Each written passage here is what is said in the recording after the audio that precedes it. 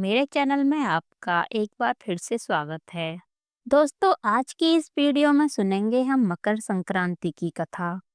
जैसा कि आप जानते हैं कि कुछ सालों से मकर संक्रांति का त्योहार 15 जनवरी को मनाया जाता है, पर हमारे यहाँ तो आज भी इसे 14 जनवरी को ही मनाया जाता है। सूर्य संस्कृति में मकर संक्रांति का पर्व ब्रह्मा विष्णु महेश गणेश जी आदि शक्ति और सूर्य की आराधना एवं उपासना का पावन व्रत है। तो दोस्तों, आइए सुनते हैं मकर संक्रांति की कथा।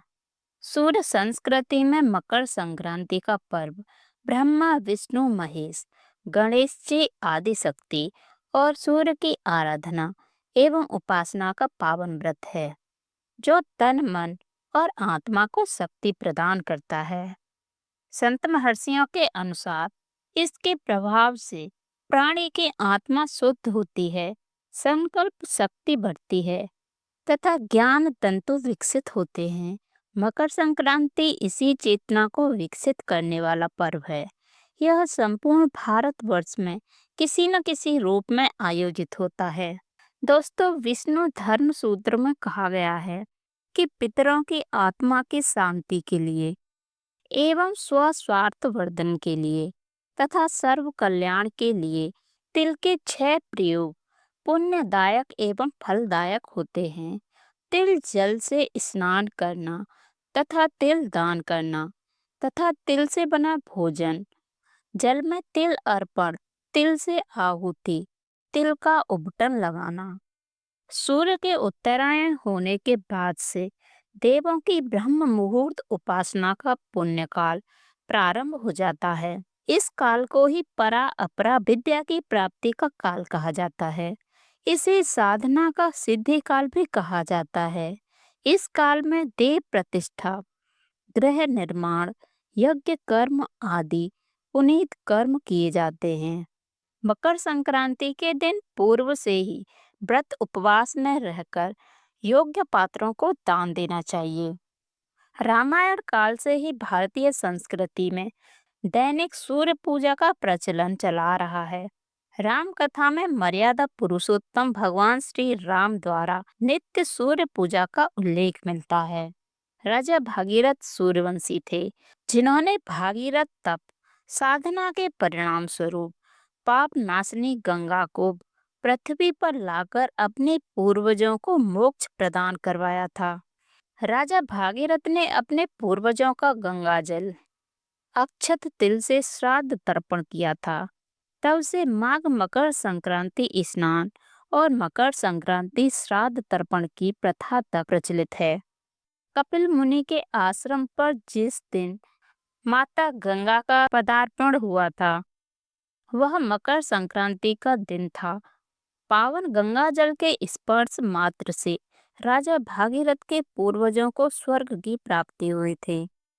कपिल मुनि ने वरदान देते हुए कहा था, हे मातो गंगे, त्रिकाल तक जन जन का पाप हरण करेंगी और भक्त जनों की 7 पीढ़ियों को मुक्ति एवं मोक्ष प्रदान करेंगी।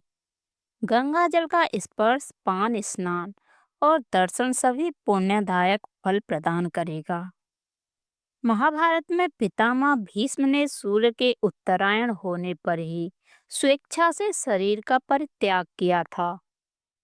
उनका श्राद्ध संस्कार भी सूर्य की उत्तरायण गति में हुआ था और आज तक पितरों की प्रसन्नता के लिए तिल अर्घ एवं जल तर्पण की प्रथा मकर संक्रांति के अवसर पर चली आ रही है। सूर्य की 7वीं किरण भारतवर्ष में आध्यात्मिक उन्नति की प्रेरणा देने वाली है। 7वीं किरण का प्रभाव भारतवर्ष में गंगा यमुना के मध्य अधिक समय तक रहता है। इस भौगोलिक स्थिति के कारण ही हरिद्वार और प्रयाग में माघ मेला अर्थात मकर संक्रांति या पूर्व कुंभ तथा अर्ध कुंभ के विशेष उत्सव का आयोजन होता है। मकर संक्रांति की दूसरी पौराणिक कथा। ज्योतिषी शास्त्र के अनुसार मकर संक्रांति के दिन सूर्य शनिदेव के घर जाते हैं। सूर्य देव और शनिदेव में अच्छे संबंध नहीं थे, दरअसल इसका कारण था सूर्यदेव का शनि की माता छाया के प्रति उनका व्यवहार। दरअसल शनिदेव का रंग काला होने के कारण सूर्यदेव ने उनके जन्म के दौरान कहा था कि ऐसा पुत्र मेरा नहीं हो सकता। इसके बाद से सूर्यदेव ने शनिदेव और उनकी माता छाया को अलग कर दिया था। जिस घर में वह रहते थे उनका नाम कुंभ था। सूर्यदेव के ऐसे व्यवहार से क्रोधित होकर छाया ने उन्हें श्राप दे दिया। माता छाया ने सूर्यदेव को कुष्ठ रोग का श्राप दिया था, जिससे क्रोधित होकर सूर्यदेव ने छाया और शनिदेव का घर जलाकर राख कर दिया था। सूर्यदेव के पुत्र यम ने सूर्यदेव को उस श्राप से मुक्त कराया था। साथ ही उनके सामने मांग रखी थी कि वह उनकी माता यानी छाया के साथ अपने व्यवहार में बदलाव लाएं। इसके बाद सूर्यदेव छाया और शनिदेव से मिलने के लिए उनके घर पहुंचे। जब सूर्यदेव वहां पहुंचे तो उन्होंने देखा कि वहां कुछ भी नहीं था, सब कुछ जलकर राख हो चुका था। इसके बाद शनिदेव ने काले तिल से अपने पिता का स्वागत किया था। शनिदेव के ऐसे व्यवहार से प्रसन्न होकर सूर्यदेव ने उस दिन उन्हें नया घर दिया, जिसका नाम था मकर। इसके बाद से ही शनिदेव दो राशियां कुंभ और मकर के स्वामी हो गई। शनिदेव के इस व्यवहार से प्रसन्न होकर सूर्यदेव ने उन्हें ये भी कहा कि जब भी वह मकर संक्रांति के मौके पर उनके घर आएंगे तो उनका घर धन धान्य से भर जाएगा, उनके पास किसी भी वस्तु की कमी नहीं रहेगी। साथ ही ये भी कहा कि इस दिन जो भी लोग मकर संक्रांति के मौके पर मुझे काले तिल अर्पित करेंगे उनके जीवन में सुख समृद्धि आएगी। इसीलिए मकर संक्रांति के मौके पर सूर्य देव की पूजा में काले तिल का इस्तेमाल करने से व्यक्ति के घर में धन धान्य की कमी नहीं रहती है। मकर संक्रांति दान पुण्य की पावन तिथि है। इसे देवताओं का दिन भी कहा जाता है।